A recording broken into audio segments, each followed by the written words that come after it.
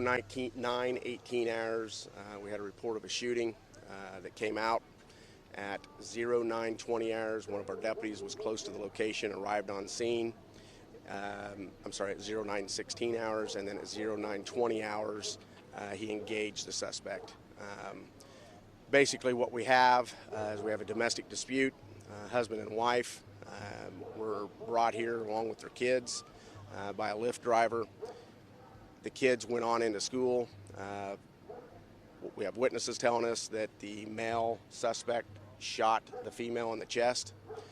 She then ran towards the school for help. He chased her. At the point that our deputy arrived, he had the gun pointing at her head, and the deputy took cover. And then when the suspect stepped a little bit away from our victim, the deputy shot the suspect.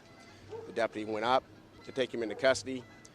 There was a small fight that took place between the deputy and the suspect, and he got him into custody. At this point, there's not been any type of school shooting. There's not been any kids that are hurt or in danger or anything like that. The male suspect was taken code blue to a local hospital. The female is code red, taken to a hospital. And that's pretty much all the information we have at this point. What you're seeing out in the street, that's actually where the female victim was shot. And then up towards the school is where the suspect was shot. So that's pretty much all we got right now. I can take a few questions, but we don't have a whole lot more information than that. So was she actually shot in the vehicle then, or near? No, she was shot outside the vehicle. And it was just 2 shots fired?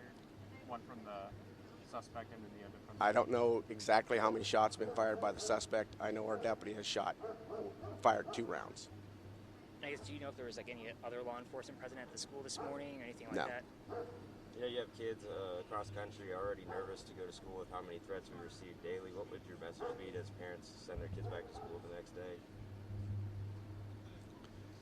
Well, that would be a question I'd have to ponder a little bit. But the fact of the matter is this is a DV-related shooting that happened outside the school. There was no school shooting whatsoever. Unfortunately, sometimes these things manifest around neighborhoods where there are schools. I know it can be scary. I know, for parents it can be scary. But the fact of the matter is that law enforcement showed up within 2 minutes of the shooting coming out, and it never got into the school itself, where the kids were in danger. Was the suspect inside or outside of the vehicle when he fired? I don't have that information yet. That's not the vehicle involved that dropped him off. So the Lyft driver had already left? Yes. And so were the kids that were dropped off, were they already in the school? They were already in the school. Do you know if there were other kids that were also going into the school at the same time? The information we have right now is that there was a district person here, that there was a few kids that were outside. She saw the disturbance taking place in the street, and so she got some of those kids inside that were coming to school. And then the school was put on lockdown at that point. So was it the Lyft driver that was dropping off, like, the wife of the kids? And Wife, father, and kids. Okay. And so is there a second vehicle involved? So we're speaking to the Lyft driver that dropped him off. Yeah. Any idea if your agency or WPD's had any dealings with these folks before? It's way too early on that. I don't even have names of the individuals involved. Any idea how long this area will be closed? For several hours. We're going to turn it over to Andrew here in a second. He's going to talk about, you're seeing parents come, so they've put in a plan for parents to come get their kids. So I'll turn it over to Andrew at this point. Thank you. Sheriff. Thank you, Sheriff.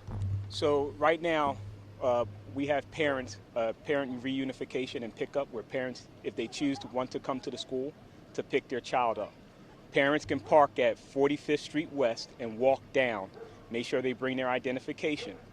When they walk down, they'll be encountered by WPD officers who will direct them up to door 6.